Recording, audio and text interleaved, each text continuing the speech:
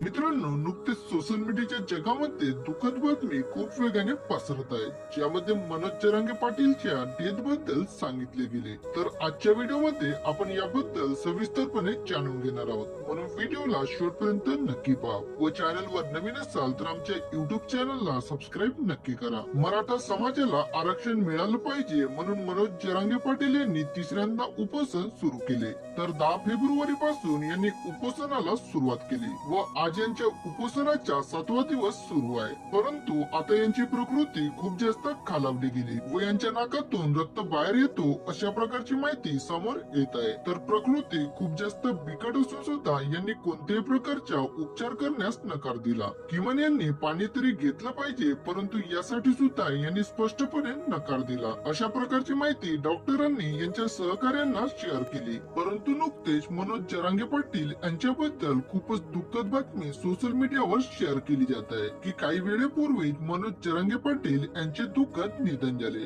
तर आज सर्वांचा लाडका व्यक्ती सूर्याआड गेला अशा प्रकारची माहिती सोशल मीडियाच्या प्रत्येक प्लॅटफॉर्मवर शेअर केली जात आहे. तुम्हाला सांगायचे झाले तर मनोज जरांगे पाटील यांची तब्येत खूप जास्त बिकट आहे, ज्यामुळे हे शेवटचा श्वास घेताना आपल्याला दिसत आहेत, परंतु हे सध्या जिवंत आहेत व यांच्या निधनाबद्दल सर्व व्हिडिओ मध्ये खोटी बातमी शेअर करण्यात आली. मनोज जरांगे पाटील बद्दल तुमचे मत काय आहे हे आम्हाला कमेंट्स करून नक्की सांगा व असेच नवनवीन व्हिडिओ पाहण्यासाठी आमच्या युट्यूब चॅनलला सबस्क्राईब नक्की करा. धन्यवाद.